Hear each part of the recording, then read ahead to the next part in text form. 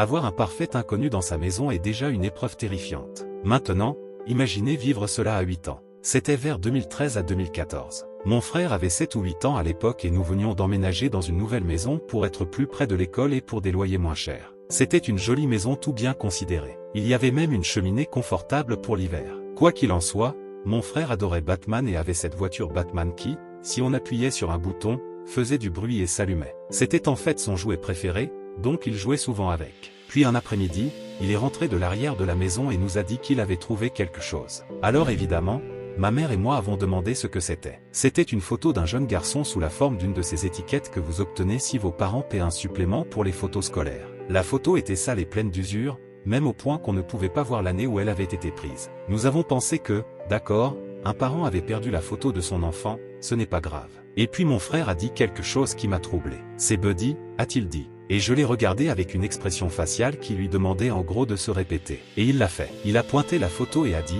c'est Buddy, c'est mon ami. J'ai lentement hoché la tête comme si je savais de qui il parlait. La principale raison pour laquelle cela m'a troublé, c'est que mon frère ne se faisait pas facilement des amis, et il n'avait aucun ami à ma connaissance. Et ce Buddy n'est apparu qu'une fois que nous avons déménagé. J'ai haussé les épaules et j'ai pensé qu'il s'était lié d'amitié avec les voisins d'à accent grave côté ou quelque chose comme ça. Et il a en quelque sorte gardé la photo de l'école comme un souvenir.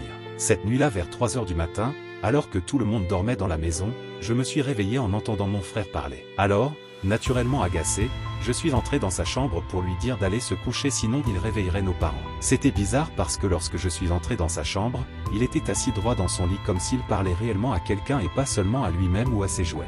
Je lui ai dit d'aller se coucher, et je me suis couché moi-même. Quelques jours plus tard, ma mère me parlait de mon frère et me demandait si je l'avais vu se lever la nuit. J'ai répondu que non, que je l'avais réveillé en le voyant parler quelques nuits auparavant, mais c'était tout. Pourquoi? Et elle m'a dit qu'il avait agi bizarrement, mais comme d'habitude, nous avons tous les deux haussé les épaules en pensant qu'il était un enfant. Maintenant, dans ma chambre, mon lit était juste en face de ma porte, ce qui signifie que si je me retournais, je pouvais voir dans le couloir, juste devant moi. Une nuit, je me suis réveillé pour aller aux toilettes, et comme j'avais moi-même, et toujours, très peur du noir, j'ai laissé la lumière du couloir allumée, sachant que mon père l'éteindrait une fois levé, et que je serais probablement endormi à ce moment-là. J'étais allongé dans mon lit, face à ma porte, quand un bruit soudain m'a fait sursauter. C'était la foutue voiture Batman de mon frère.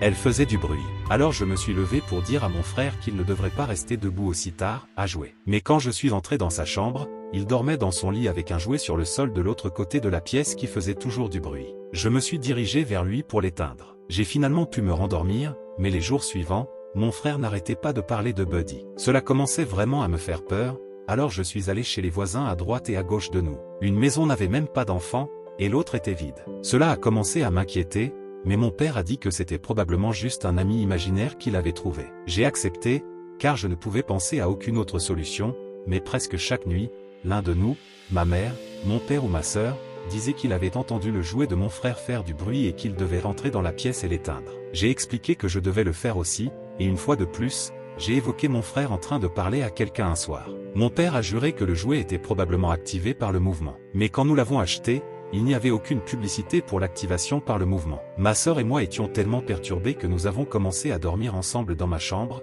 ce dont je suis contente, sinon j'aurais probablement mis ça sur le compte d'un mauvais rêve. Ma sœur et moi parlions, essayant de nous calmer et de rester de bonne humeur, jusqu'à ce que nous entendions le bruit redouté du jouet de mon frère. Nous avons tous les deux regardé vers ma porte ouverte et dans la chambre de mon frère, qui était juste en face de la mienne dans sa chambre. Nos expressions se sont transformées en celles de l'horreur. Lorsque nous avons vu le jouet de notre frère passer devant la porte, tout seul, nous avons crié et avons couru dans la chambre de nos parents, et ils se sont mis en colère contre notre frère, disant que c'était une blague cruelle de nous faire. Comme nous étions déjà paniqués, ce qu'il a dit m'a fait froid dans le dos. Ce n'était pas moi, mais il voulait jouer. Cette nuit-là, le jouet est allé à la poubelle, les piles retirées et tout. Ma sœur et moi étions soulagés jusqu'au lendemain. Mon frère avait encore le jouet. Mes parents l'ont accusé de l'avoir sorti de la poubelle, ce à quoi il a répondu, mais il l'a eu pour moi. Le jouet a été brisé en petits morceaux et jeté pour la dernière fois. Mon frère était évidemment contrarié, mais nos parents lui ont acheté une nouvelle figurine de Batman et tout allait bien. Ce n'est qu'une semaine plus tard que nous avons tous senti que tout allait bien maintenant. Et ce copain était parti. Ma mère faisait cuire des poitrines de poulet sur le grill George Foreman du comptoir, et elle était entrée dans le salon pour nous demander quelque chose. Et puis nous avons tous sursauté en l'entendant s'écraser dans la cuisine.